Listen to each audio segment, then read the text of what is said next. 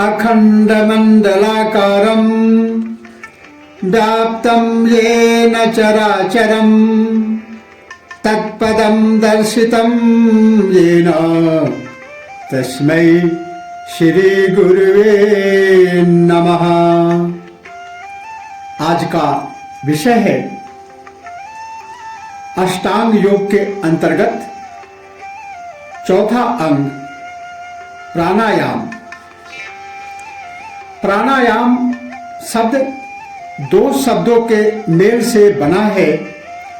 प्राण अर्थात जीवन, प्राणवायु, और आयाम अर्थात नियम पूर्वक अथवा नियमित।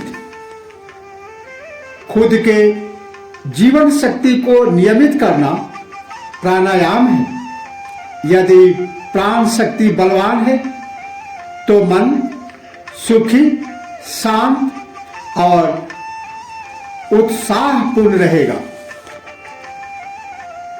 प्राणायाम के विषय में हमारे सबसे प्राचीनतम ग्रंथ ऋग्वेद का कहना है, द्वाविमौ वातो वात आसिन्धोरा परावतः वक्षं ते अन्य आवातु सदन्यो वा तु यद्रपः। अर्थात प्राण और अपान नाम की वायु हमारे शरीर में चल रही है। इनमें से एक तो हृदय तक चलती है और दूसरी बाहर के वायुमंडल तक। प्राणवायु तो आरोग्य, बल, उत्साह, जीवन को देने वाली तथा अपान वायु निर्बलता व रोग को बाहर ले जाने वाली है। वायु की अंतरंग शक्ति का नाम है प्राण। यह सर्वत्र व्याप्त है। श्वास द्वारा हम इस शक्ति को निरंतर ग्रहण करते हैं। संसार की समग्र वस्तुएं जिनमें शक्ति और गति देखी जाती है उनमें प्राण है। मनुष्य का नाम प्राणी भी इसीलिए है कि उसके अंदर प्राण है। विद्युत, ताप, चुंबक, प्रकाश, सूर्य, पृथ्वी, जल, अग्नि, वायु सभी में प्राण है। यहाँ तक कि एटम में भी प्राण है। हमारे स्नायुओं में जो शक्ति स्फुरित होती है वह इस ब्रह्मांड में व्याप्त शक्ति से भिन्न नहीं है। इस शक्ति को नियंत्रित करने का नाम ही प्राणायाम है। अपनी प्राण शक्ति को जो नियंत्रित करना जान लेता है उसे विश्व प्राण शक्ति का रहस्य भी पता चल जाता है। हमारे फेफड़ों के 3 भाग, पहला ऊपर का भाग गर्दन तक, दूसरा हृदय के दोनों ओर और तीसरा नीचे का भाग। गहरा श्वास लेने से फेफड़ों के तीनों भाग प्राणिक ऊर्जा से भर जाते हैं। इतना ही नहीं, प्राण शक्ति का नाभि मंडल में संचार, मध्य स्थान में प्राण शक्ति का भरना तथा फेफड़ों में इसकी पूर्ति प्राणायाम की मुख्य कला है। वैसे तो हर प्राणी श्वास लेता ही है, फिर भी प्रश्न यह उठता है कि प्राणायाम करने वाले से वह किस प्रकार भिन्न है। साधारण श्वास में शरीर के पूरे अंग प्रभावित नहीं होते।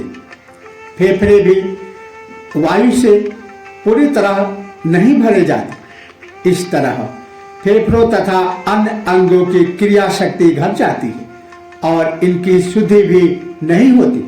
प्राणायाम का अभ्यास करने वाले के ये सभी अंग अधिक क्रियाशील होते हैं।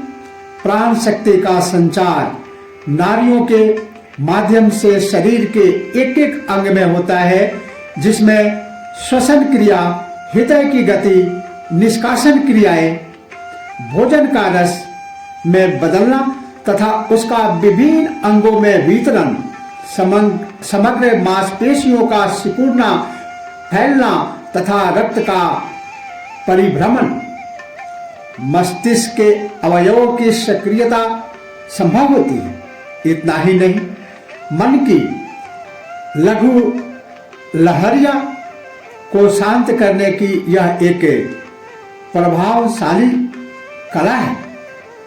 महर्षि पतंजलि अभ्यास में प्राणायाम के मुख्य 3 भाग हैं। श्वास निकालना, जिसे रेचक कहा जाता है, श्वास भरना, जिसे पूरक कहा जाता है, तथा श्वास रोकना, जिसे कुंभक कहा जाता है। कुंभक भी 2 प्रकार का है। श्वास अंदर भर कर रोकना यह आंतरिक कुंभक कहलाता है, तथा श्वास बाहर निकाल करके रोकना यह बाह्य कुंभक कहलाता है। जैसा कि याज्ञवल्क्य स्मृति अध्याय 6 श्लोक 2 में कहा गया है, प्राणापान समायोगः प्राणापान इतोरितः प्राणायाम इति प्रोक्तो रेचक पुरकुंभकैः। अर्थात प्राण और अपान वायु के मिलन को प्राणायाम कहते हैं।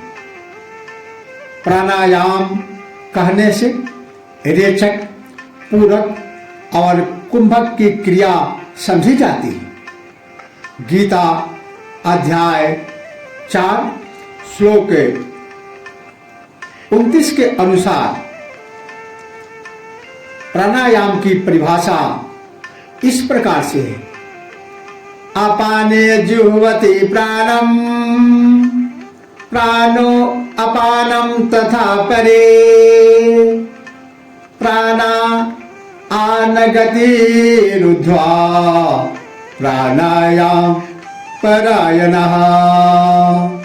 अर्थात अपान वायु में प्राण को मिलाना यह पूरक है, प्राण में अपान का मेल करना यह रेचक है, तथा प्राण अपान दोनों की गति को रोकना केवल कुंभक कहलाता है।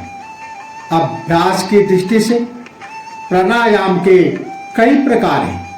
विभिन्न प्राणायामों के निरंतर अभ्यास से उन सभी प्राणिक ऊर्जाओं का नियंत्रण, नियमन, विस्तार, केंद्रीयकरण एवं संयुक्त ऊर्जा का ऊर्ध्वगमन होता है।